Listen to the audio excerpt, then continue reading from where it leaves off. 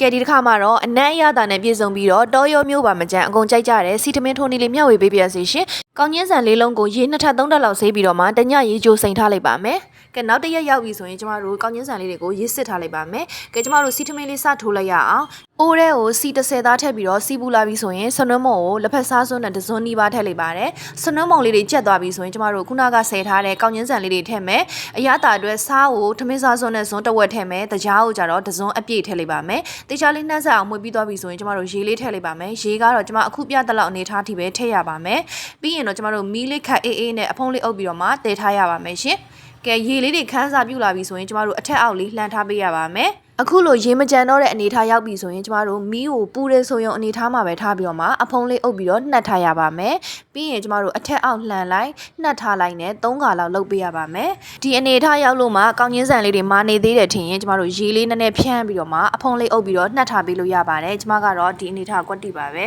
ပြီးရင်တော့စီထမင်းနဲ့တွဲစားဖို့ကြက်သွန်နီလေးကြော်ပါမယ်အိုးထဲကိုစီထက်ဆွနှုတ်မုံထည့်ပြီးတော့မှကြက်သွန်နီလေးတွေထည့်မယ်ပြီးရင်အခုလိုရွှေဝါရောင်လေးတန်းတီထိကြော်ပြီးတော့ကျမတို့စီစစ်ထားလိုက်ပါမယ်နောက်တစ်မျိုးကကြတော့စီထမင်းနဲ့အရန်ကိုလိုက်ဖက်တဲ့အာဘဲချောက်ကလေးပါအာဘဲချောက်ကိုကျွန်မက